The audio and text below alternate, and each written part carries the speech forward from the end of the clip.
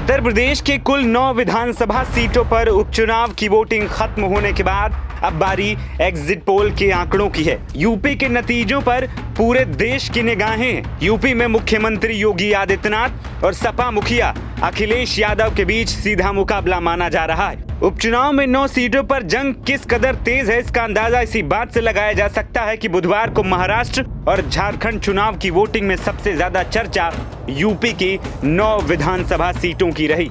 BJP और Samajwadi party के बीच voting के दौरान एक दूसरे पर जमकर आरोप लगाए गए और मामला चुनाव आयोग तक पहुंचा। इस बीच वोटिंग खत्म होने के बाद अलग अलग मीडिया संस्थानों के एग्जिट पोल सामने आ रहे हैं, जिसमें जेवीसी टाइम्स नाउ, मैट्रिज और जी न्यूज ने एग्जिट पोल के आंकड़े जारी किए हैं। तीनों के आंकड़े में एनडीए को ज्यादा सीटें मिलती हुई नजर आ रही हैं। एक एक कर तीनों के एग्जिट पोल्स के बारे में आपको बताएंगे और किन किन सीटों पर कौन सी पार्टी को जीत मिल रही है ये भी आपको बताएंगे। सबसे पहले बात करते हैं टाइम्स नाउ के एग्जिट पोल की, जिसके मुताबिक 9 में से भाजपा को 6 सीटें मिल रही हैं, वहीं सपा को सिर्फ 3 सीटों पर ही जीत मिल सकती है। एग्जिट पोल्स के मुताबिक करहल, कटेहरी और सीसामऊ सीट सपा की झोली में जाती हुई दिख रही है, जबकि खैर, कुंदरकी, गाजियाबाद, मंझुआ, मीरापुर और फूलपुर में बीजेपी को जीत मिल सकती है।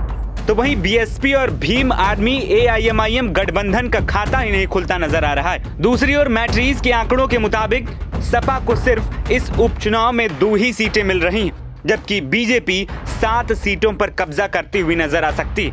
जो 2 सीटें सपा को मिल रही हैं, उसमें इरफान सोलंकी की विधायकी वाली सीट सीसामऊ है और दूसरी अखिलेश की पारिवारिक सीट मानी जाने वाली करहल विधानसभा सीट, जहां से तेज प्रताप यादव मैदान में थे। बाकी सभी सीटों पर बीजेपी बाजी मार सकती है, ऐसा मैट्रिज एग्जिट पोल्स का मानना है। वहीं बीएसपी और भीम आर्मी और ओवैसी की पार्टी एआईएमआईएम का गठबंधन यहां भी नील बटा सन्नाटा नजर आ रहा है। दूसरी ओर जी न्यूज के एग्जिट पोल्स की बात करें तो यहां मामला थोड़ा सा बैलेंस और मैट्रिज और टाइम्स नाउ से बेहतर समाजवादी पार्टी के लिए दिखाई देता है, क्योंकि जी न्यूज के एग्जिट पोल के मुताबिक 3 से 5 सीटें सपा जीत सकती है, तो वहीं बीजेपी को 4 से 6 सीटें जीतने का अनुमान लगाया जा रहा है और यहां भी अन्य को कोई भी सीट नहीं दी गई है। वहीं 9 सीटों पर बुधवार को हुए मतदान में 51% वोटिंग हुई है, जिसमें कुंदरकी में सबसे ज्यादा 57.32% लोगों ने वोट किए, तो सबसे कम मतदान गाजियाबाद में हुआ, जहां 33.3% वोटिंग ही हुई। बता दें कि 20 नवंबर यानी बुधवार को मीरापुर, कुंदरकी, फूलपुर, गाजियाबाद, खैर, करहल, सीसामऊ, कटेहरी और मझुआ विधानसभा सीट पर उपचुनाव हुए। इन 9 विधानसभा सीटों में से 8 विधायकों ने लोकसभा चुनाव लड़ने के लिए इस्तीफा दे दिया था। वहीं कानपुर की सीसामऊ विधानसभा सीट इरफान सोलंकी की विधानसभा सदस्यता खत्म किए जाने के बाद खाली हुई थी। दूसरी तरफ बुधवार को मतदान के दौरान यूपी के मुजफ्फरनगर,